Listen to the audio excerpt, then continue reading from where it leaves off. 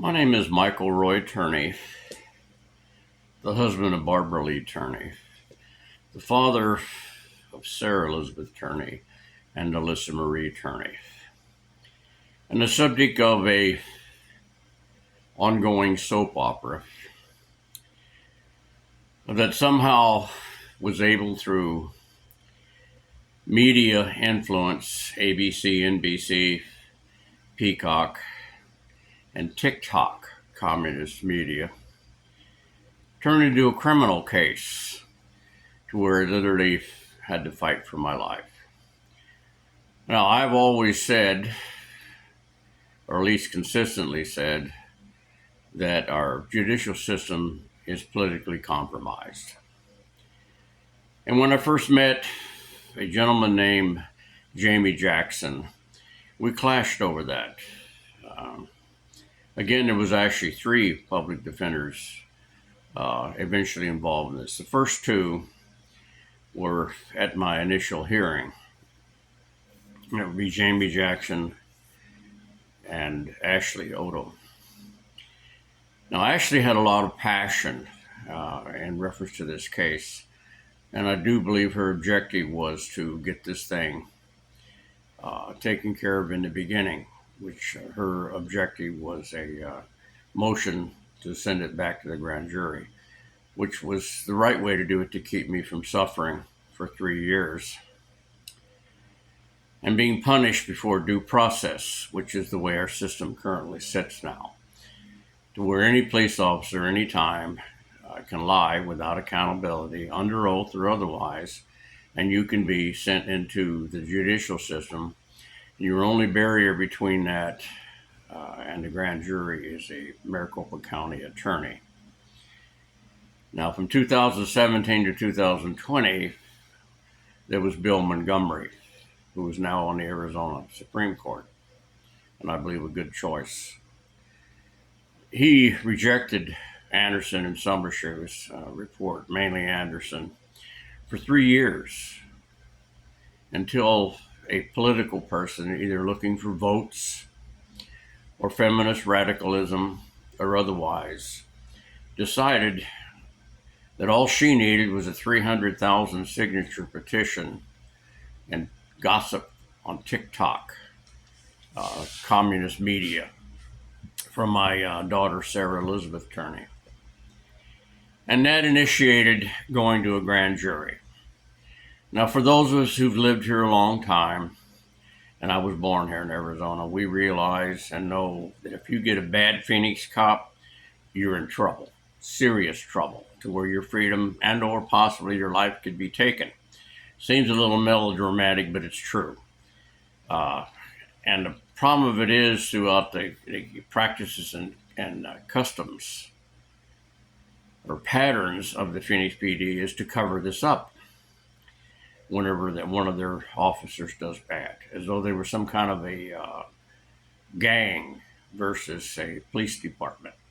And I've seen this since I can remember, of these officers acting this way.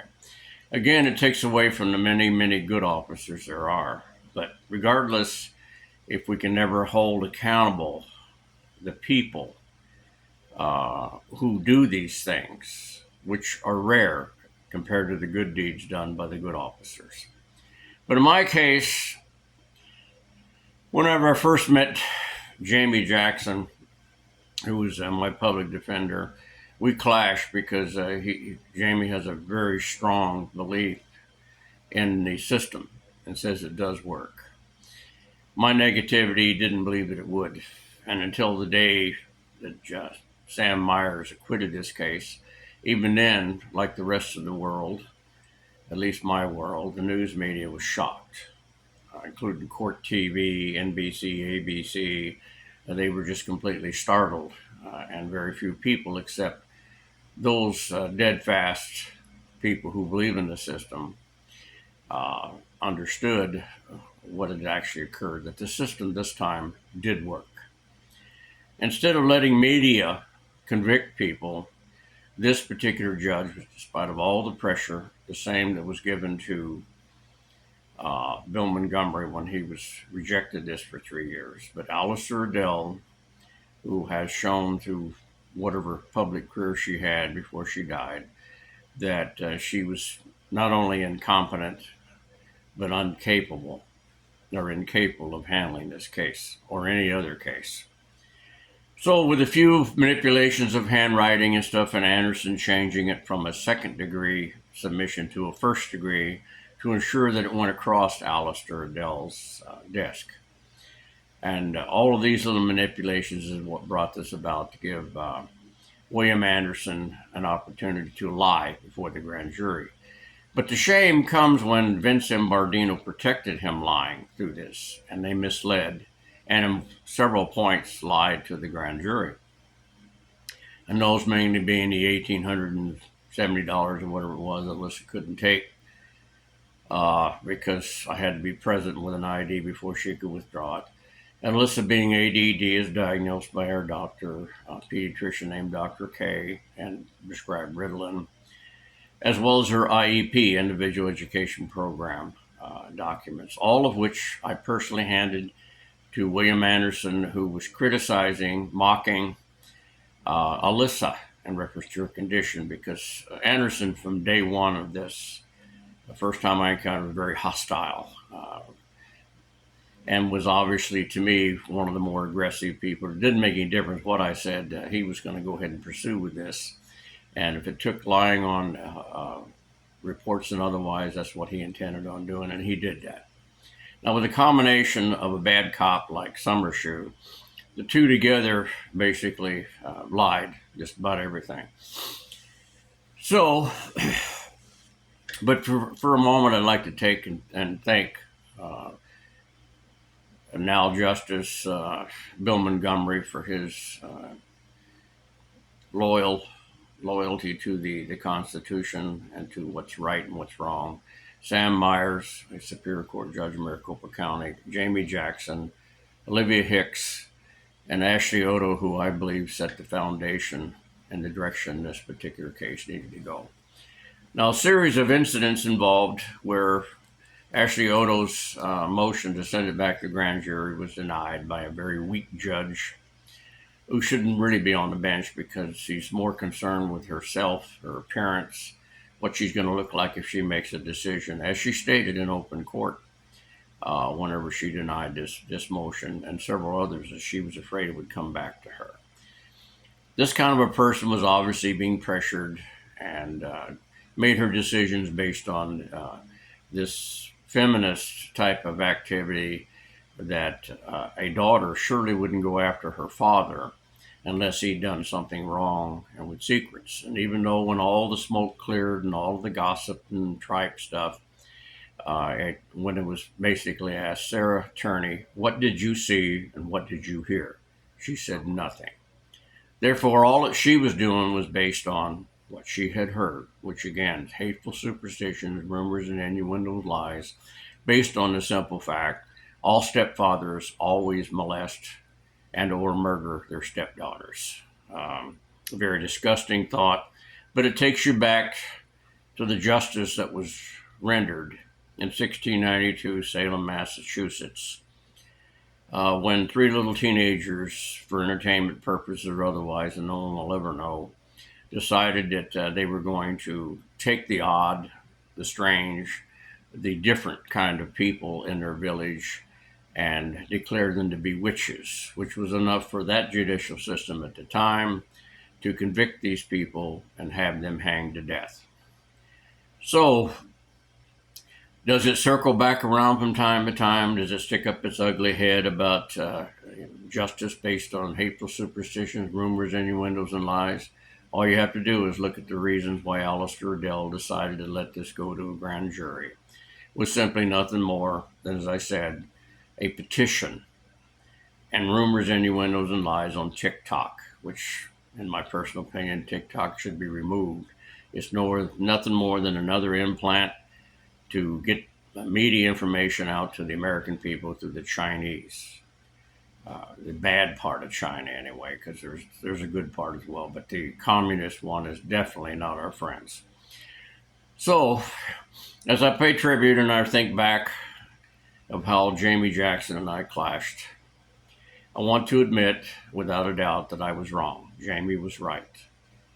And those who wondered why I looked the way I did whenever the acquittal was announced by Sam Myers is it's simple. First of all, for 5 days I had not gotten anything but little or nothing sleep because that's part of the Maricopa County Jail, which is basically the form of torture that we're not allowed to do to prisoners of war under the Geneva Convention and the rules of land warfare set forth in writing, but they don't apply to an American citizen, which oddly enough I find strange that punishment of this nature could exist within the boundaries of this great nation. That you could be deprived of sleep, nutrition, outside air, sunshine, and the proper and appropriate medical care. And yet people think for some reason they've been hardened so much by ABC and NBC, mainly most of the broadcasts, that anyone who gets arrested must have done something wrong, another rumor, innuendo, and lie. That so therefore whatever happens to them behind bars, if they get beat up, killed, slaughtered, whatever it is, tortured, deprived of human dignity, under the concept of America that you're innocent until proven guilty, that they deserve exactly what they got or get. This is such a shame, such hardened hearts could reach such a level. But to reflect back on what all that I have seen and watched and listened to all of Sarah's presentations, which are very entertaining. Sarah's excellent at putting this together. But I have a feeling of being proud that she has achieved exactly what her mother and I wanted. And her mother made me promise to do this, that she's become an independent and a confident female, unlike her mother. She's not fallen into an abusive relationship. She's well educated herself and self-reliant. This is what her mother's promised me that I would do for both our daughters because of the history of their being abused and misled by aggressive males or whatever you want to call it, bad people. Because in parts, what she drug her son John through for so many years, Barbara held a contentment for herself, what she did to her son John. So Sarah has achieved this, and what we have missing from the Turney bunch, which again was the idea of my wife, Barbara Lee Turney. And she worked so hard to achieve that, only to be interrupted at a time whenever she had to fight for her life for cancer, which we lost that battle. And not that we didn't try, we did everything we could do, including my returning to work around the International Brotherhood of Electrical Workers, which I swore I would never do again because of fear for my own family. But the necessity of this is quite simple. I didn't have any choice. Our insurance had exhausted all of its money in Arizona, and we needed it. So when there was a federal government job with 3 jobs in California, one near Sacramento, UC Davis, with $1 million health insurance policy that was pre-existing, I took it, with the stipulation that I wouldn't have to work directly under an International Brotherhood of Electrical Workers person, supervision actually, and that I could be close to UC Davis, who was offering a experimental cancer treatment. So the first act to show that the IBW was still overseeing anywhere I went near them and worked under them, they moved me from Sacramento to Redding, California, 160 miles away, to where Barbara and I made the decision for her best interest and the Turney bunch that we would just drive back and forth, to which I paid one of my second oldest son every time he made a trip, as because he was paid for all that he did, and I made sure of that because he wasn't exactly loyal to Barbara. Very much in conflict of me combining this mine, hers, and ours family, the Turney bunch. But regardless, to move on, of course, it obviously didn't work. All my attempts to get her life insurance, at least 75% of it before she died, so we could seek further treatment out of the country, failed. One of my first legal battles I ever lost, and it bothers me to this day, that I couldn't get that money to send Barbara to either Canada or even France, who had experimental stuff that today has become common to defeat certain forms of cancer like squamous and then prolong the life of those who had the bad ones like Barbara had. So, but to make it short and clear, Jamie Jackson and Olivia Hicks proved me absolutely wrong that the system does work. These two people worked so hard to get this to work. And no, it wasn't due to another case that Sarah brought up and all this stuff, that these people weren't prepared. These people were never prepared to go to trial. This was not about going to trial. This was never about winning a conviction. This was a conspiracy to punish Michael Roy Turney, and not for the crimes that were alleged. This was, in fact, revenge. Just pure old plain fat revenge against somebody who been a pain in the ass, but smart enough to stay ahead of them to keep them from throwing me into a dungeon, because I blew the whistle on many, many things in this state for many, many decades. And not because I'm such a do-gooder or anything else. I'm just one of those people who believes this is the greatest nation on the planet, that we are the greatest people because we came from all over this planet, that we are a representation of this planet, that there is no one in a better position to keep this whole world turning into absolute chaos and putting us back into stone ages. And it is the burden that we carry, whether it's godly sent or whether the fact that it's just the way it happens to fall in the history of man.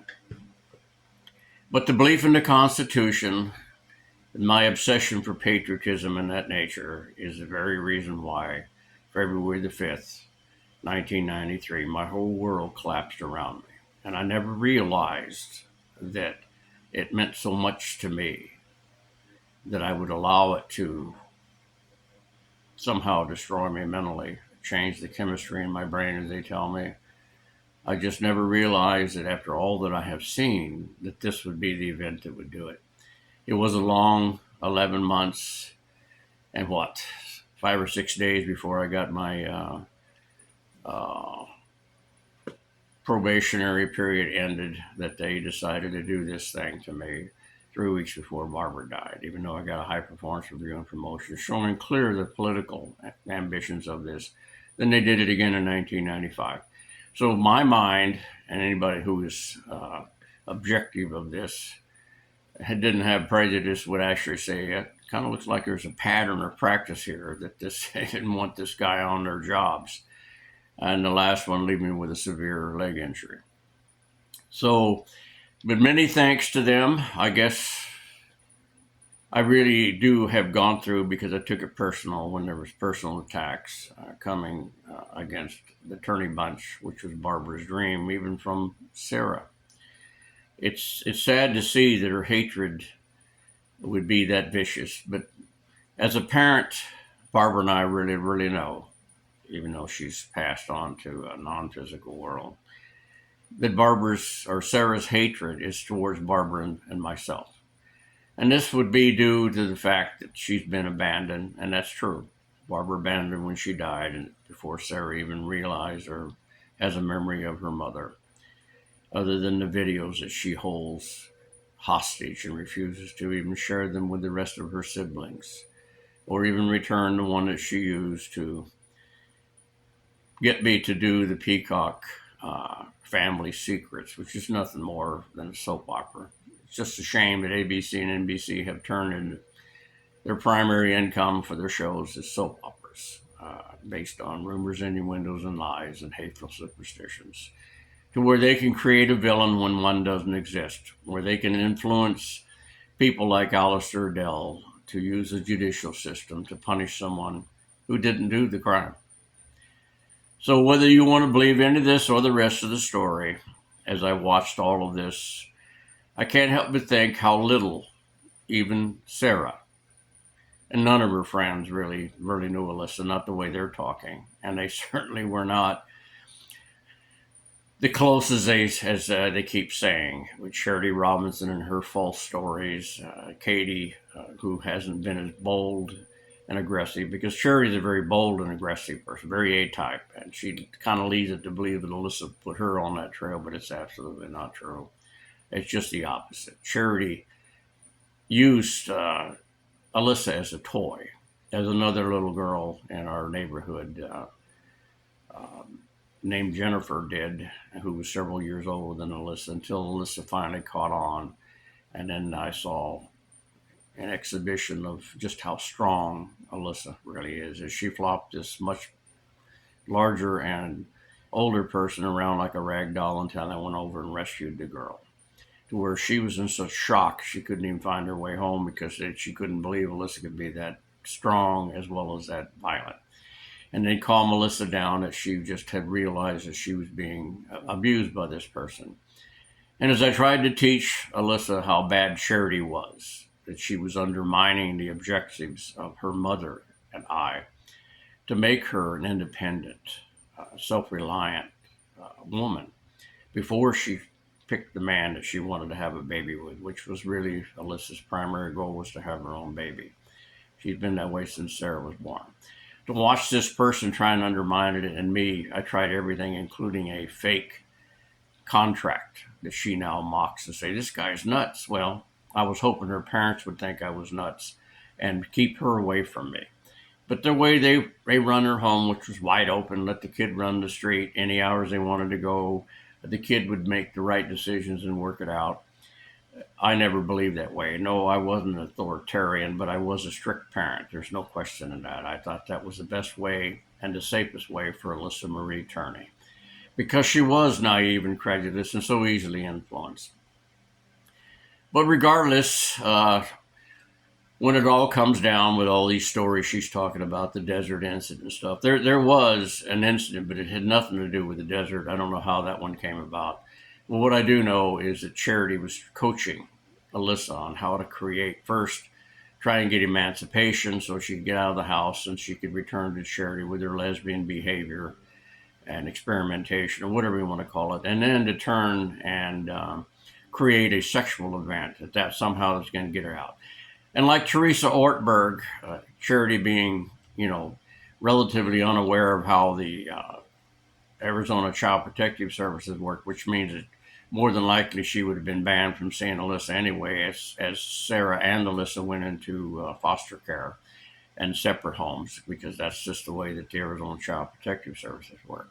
So creating lies and rumors and stuff based on superstitions that, all stepfathers always molest their daughters, or as the Child Protective Services told me, no single parent, father, or a male should ever have female daughters because they always molest them.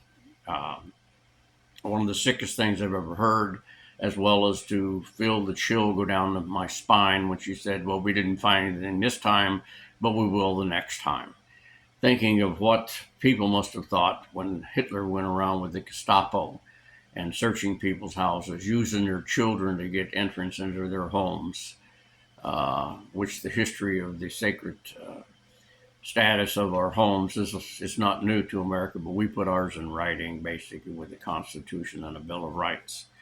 But to see all of this and look back over the reflect, to realize that these people talk openly of, kind little words, and little events. Like one of them brought up Alyssa peeing in a cup and said that, it was kind of humorous and for Alyssa and all this kind of stuff. But none of the people in that little get-together Sarah had was actually there.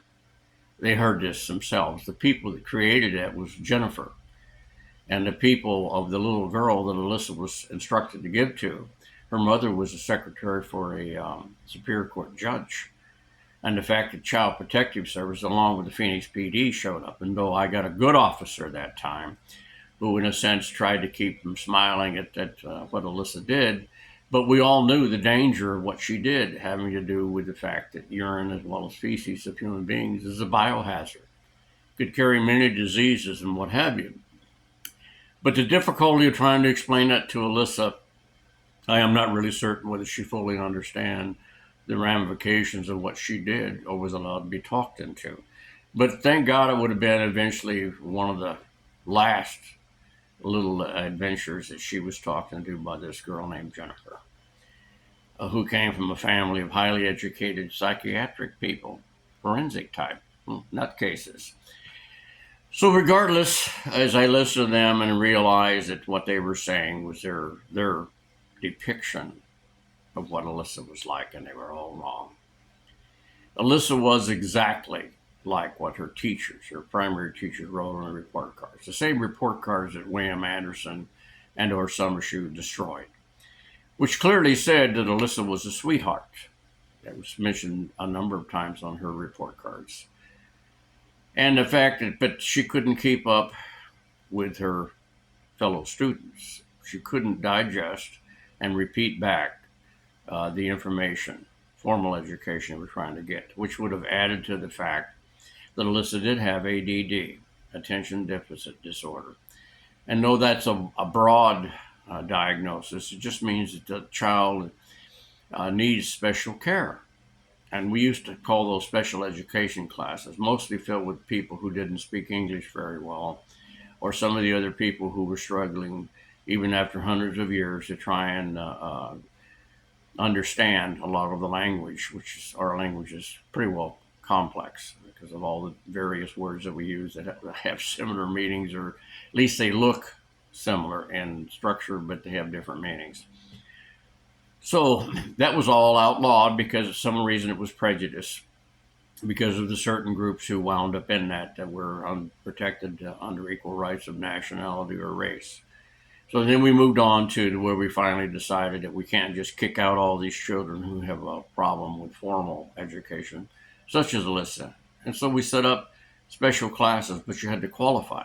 You had to be tested by the state. And that was federally funded, which is the reason why I'm still in favor of a national Department of Education, simply because if you get states like Arizona, which is anti-civil and constitutional, you're going to need that kind of stuff to protect the children, because the state can be very heartless in reference to children like my Alyssa.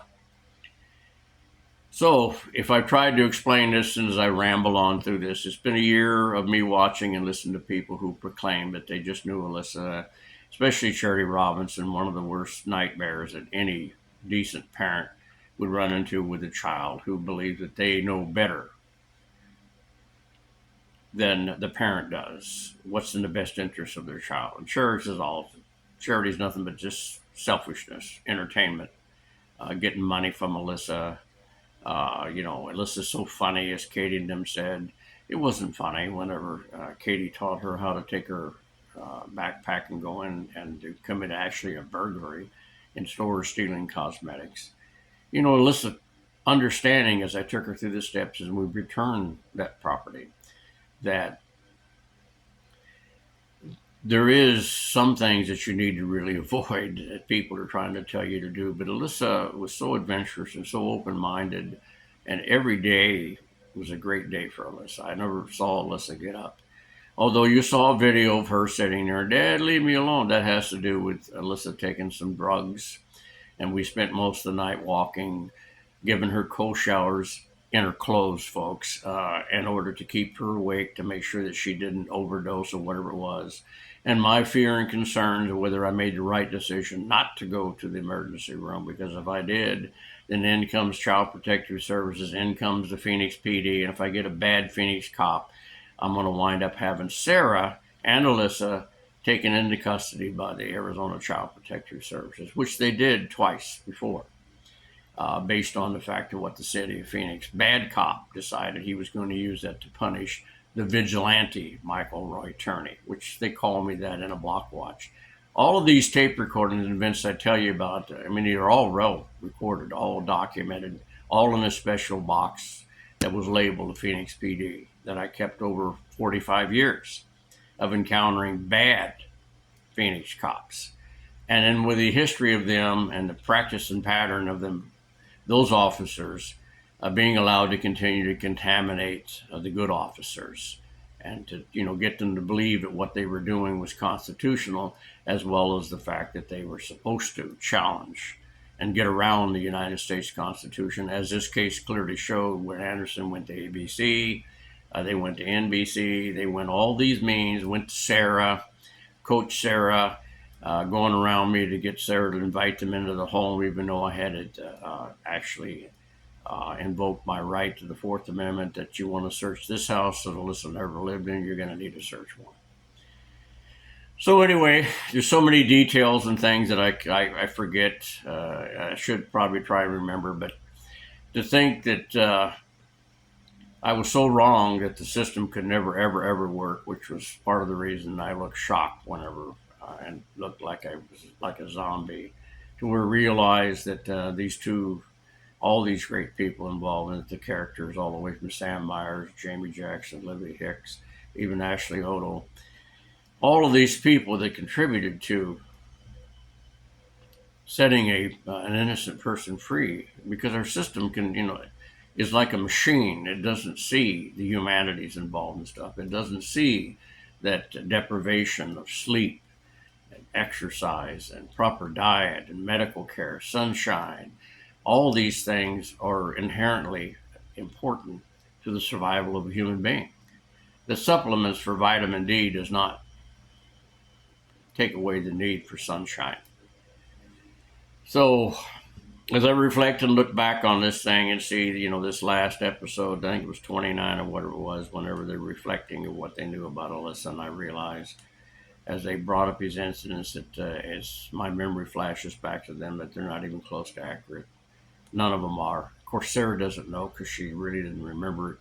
And as they grew up together, though they were sisters, Alyssa at no time was the mother to Sarah, in part because Sarah wouldn't let her. Sarah was never relying upon two people. Her last closest person that she grew close to was Diane Boardman, which was Alyssa's teacher for a couple of years, I think third and fourth grade, or at least half of the third grade. And this woman was the most helpful person to us at a time we needed it the most, because alleged friends of the family, Linda rejected it, Steve Strom, Alyssa's biological father rejected it, John Fletcher, John's biological father rejected all this stuff, and most of my family had already rejected this stuff. Because when Barbara died, the dream of the Turney Bunch just literally imploded. It just went to pieces, and I was not strong enough to keep it together. I assume, and it all went to hell in a heartbeat. So whatever. To think back on my failures, I think back of I should be really, really joyous about how the system did free me. But instead of hanging on to this self-pity that I was tortured, that I was punished, which is all true, that police officers like Anderson and Summershoe become heroes whenever they did things that they shouldn't be done by good police officers and aren't done. I've been a police officer and I've met a number of them. Good police officers never lie under oath. They refuse to. They take their oath to the Constitution and this country very, very seriously. And they are good people. And they're there to protect and to serve, as well as enforce the law. Not like the Phoenix PD's philosophy that they're not there to protect the people. They're there to enforce the law. That and the LAPD are probably the two most prominent of the lawsuits and various things I saw that they took all the way to the court. To show that their point of view, that they weren't there to individually protect their citizens. And the philosophy and the attitude that get around the Constitution and their practice and patterns, which are still pretty much like the Miranda, U.S. Supreme Court decision, Miranda, that the Supreme Court said that these are violations of those parts of the Bill of Rights when it pertains to a police officer encountering a citizen. That the police officer has to comply with these, not because they want the criminal to get away from it. It's because the fact that about 5% of the people that a police officer encounters are going to be the bad guys, but you can't see them because they don't carry labels. They don't have tattoos on their foreheads. But that the most people they're going to run into are good citizens, and they should treat them with the proper respect that the people deserve, as the people who actually, through taxes, pay for everything they do. But to see two cops like Anderson and Summershoe to get away with this and walk away as other heroes, to see Vincent Bardino take his oath of office and just trash it completely because of news media pressure, And to think that ABC and NBC can have that much influence in our society that an innocent person can be thrown in a dungeon based on hateful superstitions, rumors, innuendos, and lies to return back to 1692, Salem, Massachusetts, is a frightening experience because as we go through a stage that we're right on the border, if not right there already, about the Gestapo habit of turning children against their own parents in order to invade them and to maintain their political power, as we've seen coming from the Democratic Party throughout this last election. And it should be a wake up call. And I want to thank, before we get down, all the great Americans who decided that no matter how loyal they are to their political parties, that at this particular time, the need of the United States of America needs to go with someone who's obviously a successful business person. Whether you like his moral values or whether you don't like the person himself, he is the tool that we Americans need, and if we're going to put America first. And it's just a start, because then we must, in fact, root out, dig out, radiate, chemical warfare, and get rid of that cancer sitting in the only two-party system that we really are allowed to have in this country because of politics and money and all this other stuff. I wish we would go towards 3 or 4. We would be better off, the nation, with better selection. We'd get better leadership because we really don't have much. Well, whether you like it or not, Donald J. Trump is a leader. He has paid the price through a crucible that no one running for office in the United States of America should have ever had to endure. But he's still there, and we'll see if maybe and hopefully the ugliness and bitterness of revenge or hateful does not consume this man, and that he will lead us from the dark ages, from the worst of the worst this country has ever had of this last presidential election. So back to my little calamity, which is more than that. It's actually a great tragedy without a doubt, and it should have never occurred. But I blame myself because I have a tendency to be way too open. I have a tendency to where I can tell you this much: not cooperating with the Phoenix PD, the National Center for Missing Exploited Children, and the FBI or any other law enforcement is absolutely a lie. I mean, my tape recordings prove all that, why they become sacred. There's no way in the world the government will ever release all those tapes, because it will show that we should not only distrust this state's government, but you should be afraid of it, because this is what can happen to anybody who is dumb enough, like me, to speak up and say, no, that is absolutely wrong. That's not going to fly. And then say something about it, and then stand their ground. Say, I'm not doing this for me. I'm doing it because of the Constitution of the United States, because I believe without that this nation will turn into what it looks like this last presidential race was showing us, a third world banana republic, which this nation is supposed to be standing way above that. We're supposed to be the leaders of the world, not the tyranny of the world. As we go down that road, folks, believe it or not, even as weak as some people think our arsenal is, we still have enough nuclear weapons alone to destroy every man, woman, and child on this planet. And it's a scary thought to think it exists, but if it's in the right hands, it can be a tool to keep us all free, to make this nation seek out science, medicine, progress. So, at the end of the year, I just wish that Sarah would maybe spend some more time watching the good parts of the home videos that I took. Think about her brothers and what they really need to have their memory of, but don't want to be involved with her hateful thing that she almost put herself into. I'm very lucky she's not charged with perjury. To let those 2 Phoenix cops coach her to change her story, as they did all the witnesses, if you read all the reports and you know the facts. That Anderson Summershoe systematically went around trying to convince these people that Alyssa was not ADD. She left her $1,870 or whatever it was behind because she couldn't, that she was dead. All these things occurred. She was, never learning impaired. All these things is called bad police work, but that's what they did. And though Sarah spent a great deal of time, and the Phoenix PD attempted, as Bill Montgomery tried to tell her the same thing, there is not sufficient substantial evidence and a no body, no crime scene case to go forth, to initiate a grand jury, to initiate an arrest. And we certainly aren't going to use full military operation on a public street, as the Phoenix PD is formed to try and intimidate me into making confession, as was forced on me on the plastic pipe bomb case, to where either they were going to arrest everybody in the family or I had to assume total responsibility. Or to deal with a judge appointed by Bill Clinton named Susan R. Bolton, who herself had one agenda, and that was to make sure that Mike Turney went to prison for as long as she could possibly get away with, which she did, the maximum, to where the prosecutor lied, threatened my family, and then I had little known choice, in my opinion, but to accept responsibility for this atrocity, knowing full well that it was not true. But that's not the way our system worked back in 2010. But it does explain why we, in Arizona, the federal judicial system had a 95% conviction rate. An atrocity to justice, an atrocity to America's way of life.